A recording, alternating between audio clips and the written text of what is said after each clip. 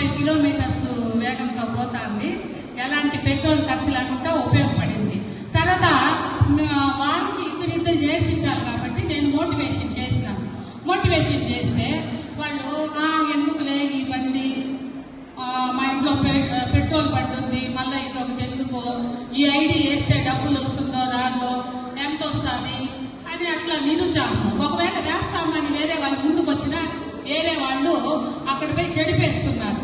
అలా కాకుండా ఇప్పుడు ఎవరికైతే నిజంగా ఆటలో వాడికి అన్నం పెట్టాలి, అప్పుడు వాడు తృప్తిగా భోజనం చేస్తాడు. అదేవిధంగా ఏడిఎంఎస్ లో ఎలక్ట్రికల్ 2 వీలర్ కావాలనంటే ఎవరికైతే నిజంగా అవసరం ఉందో వాడికి గుర్తించి మనం ఐడి వేస్తే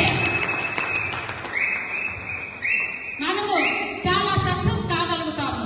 అట్లాంటి వారిని పట్టుకొని ఐడి నంబర్లుగా ఏ టీము బి టీము అట్లా మీరు చేయించుకుంటా పోతే బాగుంటుందని నా మనవి. నా పేరు ఎన్ ఉమాకుమారి. నేను వచ్చి ఎంప్లాయీ డామినేట్ పిఎస్సిలో సూపర్వైజర్గా పనిచేస్తున్నాను, ప్రైమరీ హెల్త్ సెంటర్. కాబట్టి ఎవరికి అవసరమో వాటిని గుర్తించి మీరు ఐడి మీరు వేసుకున్నారంటే మీరు జీవితంలో సక్సెస్ అవుతారు. పనికి వాళ్ళ దగ్గర పోయేసి సరేలే వీళ్ళు ఏదో చేర్పించి ఘనకార్యం సాధిస్తారని మీ దగ్గర ఉండే డబ్బులు మాత్రం వేయమాకండి. ఏమంటే వాళ్ళు ఇద్దరు మాకు చాలేదు కాబట్టి మేము ఇట్లా ఉండాము, మాకు బండి వద్దు అని దద్దమ్మలాగా కూర్చొని ఉంటారు.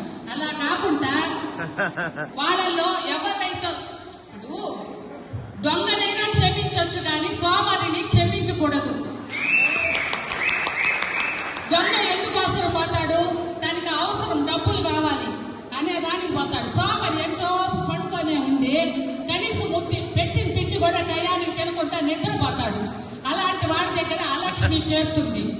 ఎవడైతే యాక్టివ్ గా ఉంటాడో వాడి దగ్గర లక్ష్మి చేరుతుంది. కాబట్టి నా మనవి ఏమంటే ఎవరికి ఈ బండి యొక్క అవసరత, ఎవరన్నా పాపము ఎవరికి నిజంగా బండి కావాలనో మీరు మొత్తము 1,33,000 పెట్టాల్సిన పని లేదు. మీరు ఒక ఐడి 15,000 16,000 వేసి ఐడి చేయండి. ఇదే మార్గం అవసరమైన వాళ్ళని ఇద్దరిని చేర్పించండి. వాళ్ళ తరఫున వచ్చే ఇన్సెంటివ్ తో కూడా నెలగా మీరు ఈ బండి కట్టుకోవచ్చు అనే ఒక యాక్టివ్ ఉంటే మీరు సక్సెస్ అవుతారు. లేదంటే మీ జీవితంలో మీరు సక్సెస్ కాలేదు.